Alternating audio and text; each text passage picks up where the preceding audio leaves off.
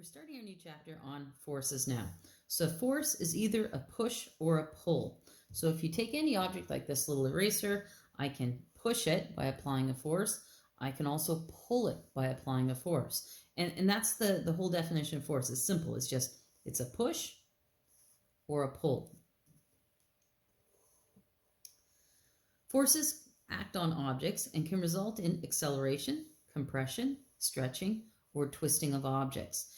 Now, there are different kinds of common forces, and we went over these last year. So the most common is the force of gravity because we're so affected by it. If I pick any object up like this eraser and I just let it go, gravity pulls it down.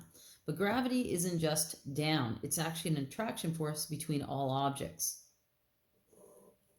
The normal force is the force of the surface pushing up on an object. So I got my little eraser here again.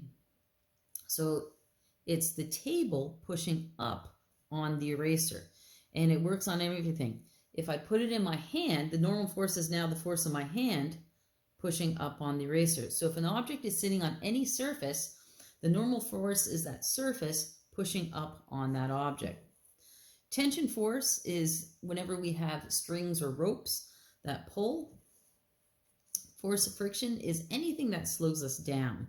And that's actually our next topic we're going to get into is friction. So even when I push this eraser, it eventually comes to a stop because the force of friction slows it down.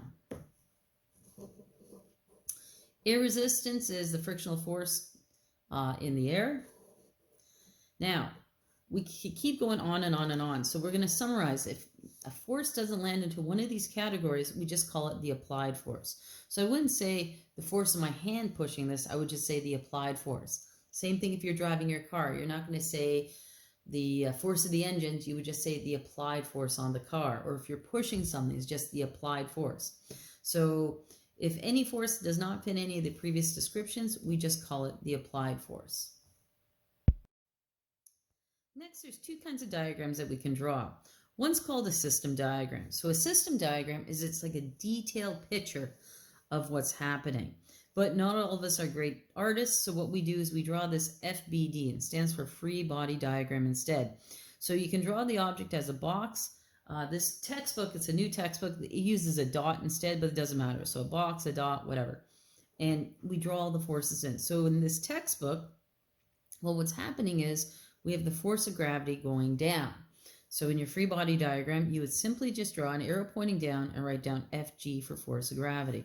Well, it's not crashing through the table, so there's an upward force, which is the force of normal. So then you would draw an arrow pointing up and call it force of normal.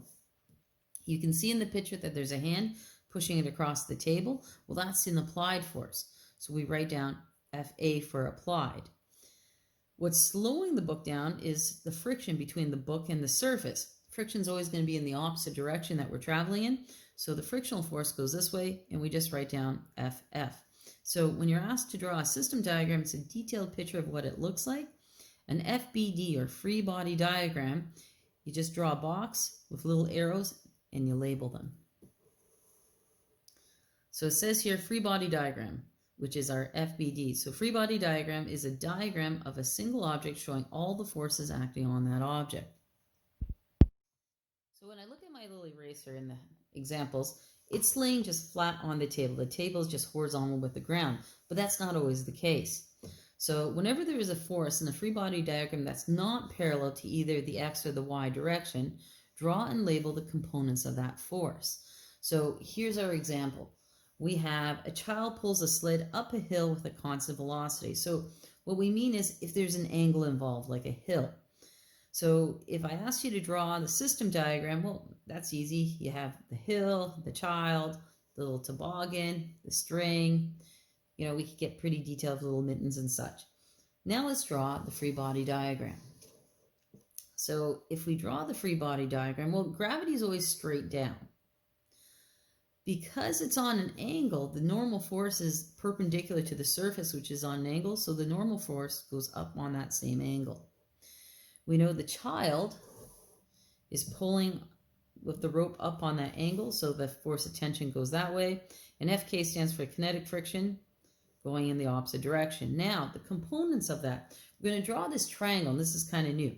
So you just take where the force of normal is, and you extend it down, and then bring it over to the tip of this arrow, and it makes a right triangle. So every time we're trying to make a right triangle, you just go down and over, and you write down the components. So this side is adjacent, so it's going to be FG, because that's the hypotenuse, cos theta.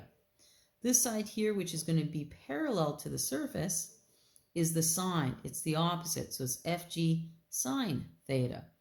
So when you have objects on angles, you always extend the normal force down and then bring it over to the tip of the gravity force going down. It will always make a right triangle. You're purposely making a right triangle. And the one that's beside is always going to be the hypotenuse cos the angle. The one that's across is the hypotenuse sine the angle. And the reason we do this is because this component is equal to my normal force. And also, this component is the acceleration due to gravity down the slope. So it's important to do those.